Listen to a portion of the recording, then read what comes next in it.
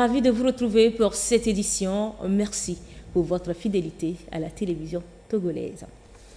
Les demi-finales des luttes traditionnelles Evala ont tenu toutes leurs promesses hier en pays Kabylie. À Tchitchao, Bou croisait Fatou, tandis que Kegbeleng affrontait Hazelao. Dans l'autre duel, une ambiance électrique sous le regard attentif du président du conseil. Qui est Evalo? On en parle chaque année, mais sait-on vraiment qui peut prétendre au titre d'Evalou? Quelles sont les conditions pour intégrer ce cercle d'initiés? Éléments de réponse à suivre. Et coup d'envoi à Kara d'une semaine de valorisation du terroir. La foire agricole de Pia bat déjà son plein avec ses exposants et ses premiers visiteurs. Détails dans un instant. Bonjour à toutes et à tous et bienvenue.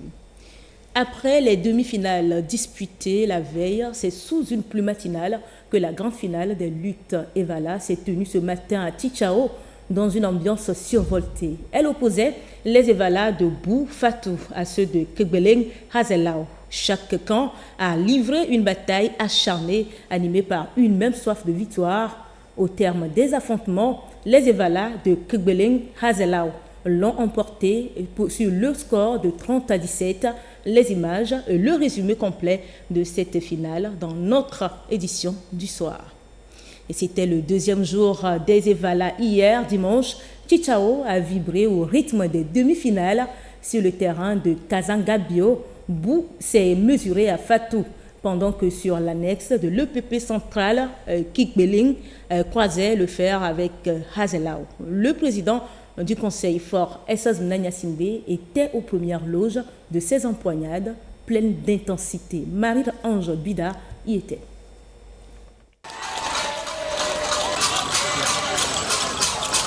Le canton de Tchitchao prend le relais avec deux demi-finales.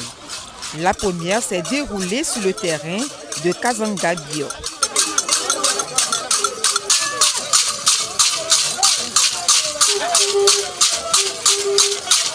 La parade des danseurs en l'honneur du président du conseil fort Essaz Mnanya-Simbe, présent en ces lieux, ouvre les hostilités entre les deux camps de lutteurs.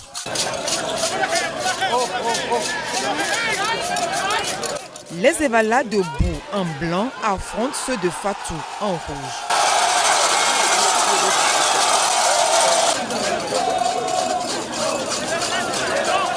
Chaque camp fait preuve d'habileté pour prendre le dessus sur l'adversaire.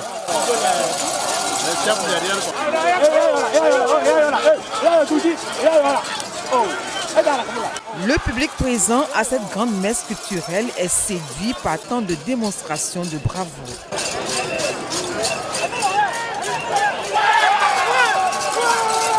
Cette épreuve de force est un mélange de courage, d'endurance et de maîtrise des techniques de lutte. Je suis Evalou de 3e année. Moi, la technique que j'ai utilisée, c'est la technique du lancer. C'est-à-dire, quand tu arrives à attraper l'adversaire par la hanche, tu le lances. Je suis fier actuellement d'être un Kabien et d'avoir passé toutes les étapes. Bon, il reste encore une étape, mais je suis fier. Les vainqueurs comme les vaincus blessés sont immédiatement pris en charge pendant que les luttes continuent. Cette première demi-finale est remportée par les Evala de Fatou avec 19 contre 16. Du côté de leur cadet, les Aouza de Bou gagnent avec 27 contre 18.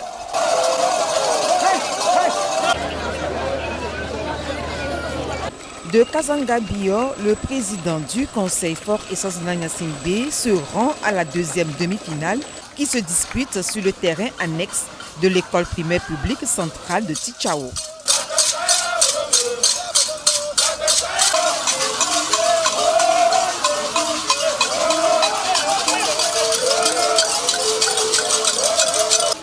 Dans l'arène, Kegbeleng en vert est aux prises avec Hazelao en blanc.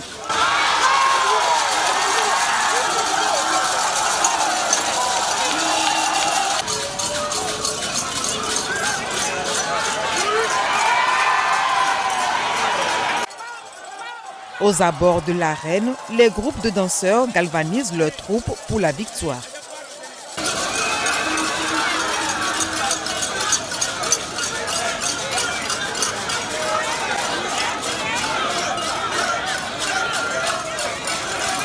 Score final, les Evala de Kingbeleng 22, ceux de Azelaou 13.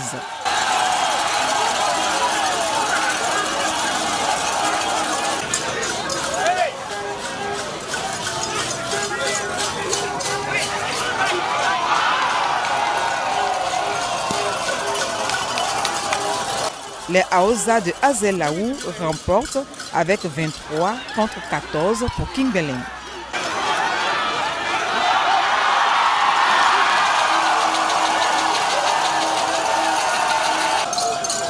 Les luttes Evala, moment de communion culturelle avec le peuple Kabyé.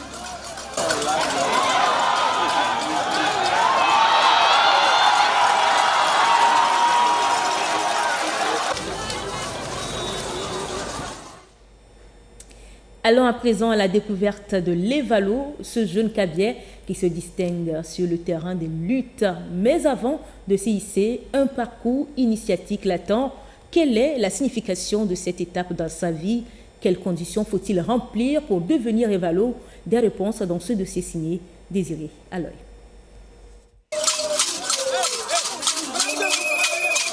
Dans les arènes de lutte Evala, l'acteur principal qui attire plus l'attention de tous est Evalo, le lutteur. Il crée le spectacle en affrontant un autre Evalo issu du camp adverse. Qui est-il exactement? Evalo, c'est un jeune garçon. Quand il grandit à l'âge de 18 ans, on lui fait des cérémonies. Et il s'en va dans un lieu, on appelle Aoui. Ils font là-bas des cérémonies et ils descendent. Ils s'affrontent entre eux. Là, la personne devient Valsa. C'est un jeune garçon qui a l'âge de lutter. Tout jeune n'est pas Evalo. Un Evalo se caractérise par sa jeunesse et son physique fort. Une étape de la vie où la famille décide de l'initier. Il y a quelque chose qui marque. Quand tu commences à manger le chien, on dit que maintenant tu es Valo. Tu es né de nouveau et tu es rentré dans une étape des grands. Ça. Si les grands font quelque chose, on t'invite. Valo, ça veut dire qu'il a quitté l'enfance et il est devenu grand. S'il y a combat, il doit aller. Il est apte. Valo, il est prêt. S'il y a quelque chose, il peut aller défendre son village. Dans la tradition kabyé, Evalo, le singulier de Evala, reste en définitive un jeune sur qui la famille ou la communauté peut compter. Il incarne l'image d'une personne courageuse, endurante, tenace et respectueuse. Au-delà des combats spectaculaires, la préparation de l'Evalo commence bien avant, parfois loin des regards. Rituel, discipline, endurance. Uri Chamega nous entraîne dans les coulisses de l'initiation. Derrière l'écho des chants ancestraux, l'harmonie des danses traditionnelles et la puissance des corps huilés des lutteurs, enduits de poudre et de parfum, se déploie une démonstration de force et de messages profonds. Chaque empoignade et chaque victoire dans les arènes sont le couronnement d'un parcours initiatique méticuleusement suivi par les jeunes Kabyé, les Evalous. Cette initiation est bien plus qu'une série de rituels. Elle forge l'individu et le prépare à affronter les défis de la vie. Une pratique ancestrale qui confère aux jeunes lutteurs l'endurance nécessaire pour tenir tête à leurs adversaires. La vraie initiation, c'est beaucoup plus secret, c'est beaucoup confidentiel. Ça se débute depuis la maison, chez l'oncle de l'Evalo. Il le prépare à tout, à affronter d'abord la vie telle qu'elle est. Depuis son bas âge, on l'amène au champ et partout, il ne connaît rien, il ne maîtrise absolument rien. Avant d'accéder à l'étape Ehosier, c'est en ce moment maintenant, on l'envoie, il reste un peu chez son oncle, pour que l'oncle lui montre quelques secrets de la tradition.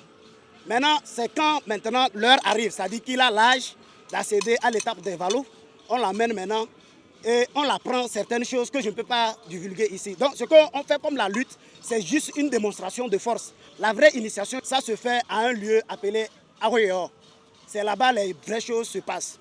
En pays kabyé, normalement, c'est l'oncle, c'est-à-dire l'oncle maternel. Il prépare le rosier pour devenir évalo. Quand il sera évalo, pour prouver qu'il est évalo, l'oncle lui achète un gros chien qu'il doit tuer lui seul et maintenant inviter sa génération, ses amis, ils vont le partager d'abord à la maison. Et maintenant, sa famille, ses parents, c'est-à-dire ses grands frères, peuvent lui payer maintenant un chien au lieu de l'initiation. C'est en cela que le jeune Evalou prouve qu'il est prêt pour affronter la vie et défendre l'honneur de sa lignée. Être donc Evalou et accéder à l'arène relève de beaucoup de sacrifices et du courage démontré par l'adolescent. Le processus est une sorte de purification pour avoir une place aux côtés des grands, sinon des sages ou adultes, comme le veut la tradition en pays kabyé. Les cérémonies initiatiques ne s'arrêtent pas là. 5 ans après, on lui fait les rites de condona pour lui préparer maintenant à accéder à la case des sages. Donc c'est après avoir suivi toutes ces étapes-là, maintenant on peut leur permettre de se marier. Une fois l'initiation, le jeune Evalou, devenu adulte, peut dès lors, selon la tradition kabyé, transporter le cadavre vers la tombe, se marier ou faire toutes les œuvres d'un adulte. Chaque année, les jeunes filles et garçons kabyés vivent des rites initiatiques.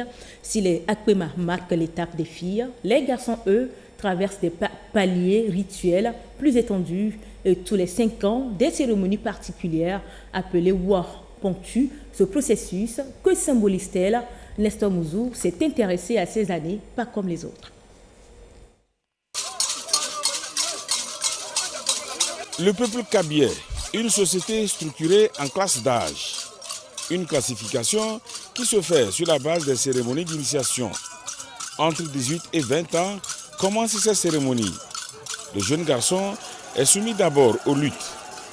Cette phase d'exercice physique qui permet de forger le caractère de l'initié dure 3 ans. L'initié est considéré alors comme un homme nouveau, d'où le nom Evalo. Après les 3 ans de lutte, l'homme nouveau entre dans une autre phase d'initiation pour devenir Kondo. Le jeune est initié. Quand il finit les 3 ans de lutte, s'il a fini par exemple 2 ans avant le multiple de 5, il attend. 3 ans avant le multiple de 5, il attend. Et ceux qui finissent dans la 5e année, donc c'est eux qu'on appelle les condonnants de ce quinquennat. Donc il y a tout un rituel. Ils sont d'abord internés pendant 1 semaine dans la case ancestrale pour faire certaines cérémonies. Kondo est perçu comme un homme mûr. Les cérémonies qui consacrent le Kondo ne se font que chaque 5 ans. Cette année 2025 est une année quinquennale et donc va voir le rituel de Kondona se dérouler. Certes, le déroulement diffère d'un canton à l'autre, mais l'objectif reste le même, permettre à l'initié de rejoindre la classe des adultes. Toi, tu es de là-bas. Moi, je suis de l'Abina. On va dire nous tous que nous sommes des Kondona. Qu'est-ce qui explique? On a suivi le même rituel une année, mais quand on se croise, on se rappelle. Et toi, de là, tu diras, vraiment, dans l'Abina, c'est mon égal, ça. Au-delà d'être compté parmi les adultes, ce qui est aussi important, c'est que la cérémonie de Kondona permet aux initiés de connaître la génération à laquelle ils appartiennent. Ceci a toute son importance. Si tu n'es pas initié, tu n'as pas fait ça. Si on est tout à l'heure, si tu me dis comme mon égal, que prouve que tu es mon égal, qu'est-ce que tu as fait? Est-ce que tu as fait les cérémonies? Non, dégage-toi, on ne te connaît pas comme un kabien. Faire les 3 ans de lutte, généralement on commence à 18, 20 ans, c'est autour de 25 ans qu'il finit pour faire Condor, pour faire Wa. Donc c'est pour ça que quand on dit quelqu'un a Wa c'est 10, ça veut dire qu'il a 5 fois 10, ça fait 50, plus 25. Donc il a son 15 ans. Celui qui est mort avant ça, c'est un enfant. C'est douloureux, c'est malheureux, c'est dur. On ne peut pas organiser des funérailles grandioses, on ne peut pas danser, on ne peut même pas l'enterrer avec le tam-tam. La structuration en classe d'âge a instauré au sein de la société kabyé le respect et la considération de l'autre, ciment de la fraternité, du vivre ensemble et de la cohésion sociale. Comme les luttes Valar, la foire agricole de Pia s'étale sur 1 semaine, un événement qui célèbre les produits du terroir et favorise les échanges entre acteurs du monde agricole. Entre découverte, valorisation et réseautage, la foire bat déjà son plein. Le point avec Désiré à l'œil. Dans ces stands soigneusement dressés, s'aligne fièrement des produits agricoles bruts, leurs dérivés et une panoplie de créations artisanales. Bienvenue à la foire agricole de Pia, un carrefour d'échange et de découverte ouvert au public du 19 au 26 juillet 2025. Un rendez-vous de promotion des produits locaux et un coup de projecteur sur le génie créatif des artisans du terroir. L'événement s'arrime à la grande mobilisation socio-culturelle des Evala. Nous sommes à notre deuxième édition et l'objectif vraiment c'est de promouvoir et valoriser les produits de nos terroirs et vraiment faire la visibilité pour nos producteurs. Promouvoir la consommation locale. L'année passée, il y avait très peu d'artisans. On avait mis plus l'accent sur les producteurs et les éleveurs, mais on a compris qu'en fait l'agriculture c'est aussi de l'artisanat et donc plusieurs artisans aussi sont invités. Un carrefour idéal pour les producteurs et transformateurs qui trouvent là une opportunité de se faire connaître et d'écouler leurs produits. Je suis dans la transformation des épices. Là, j'ai le piment assaisonné. C'est un piment assaisonné aux épices, petit poisson, sel, bas, cube 0. Je fais la peau du gingembre, la cannelle, le curcuma, le clou de girofle, tout ça en poudre nature. C'est la deuxième fois que je participe à la foire agricole et artisanale de Pia. Moi, je suis modéliste. Je viens montrer les créations avec les tissés d'ici, les tissés du pays Kabia, avec le mixage d'autres étoffes. Et je vois les gens émerveillés devant mes créations. Ça fait plaisir. Une plateforme où les acteurs du monde agricole trouvent aussi des opportunités pour améliorer leur compétitivité. Et à présent, voici le résultat de l'Auto Diamant, tirage numéro 1274 du 21 juillet 2025. Il s'agit du numéro 15 44 58 11 19. Je reprends 15 44 58 11 19. Ainsi se referme donc cette édition de la mi-journée de ce lundi 21 juillet 2025. Très bonne suite de nos programmes. À bientôt.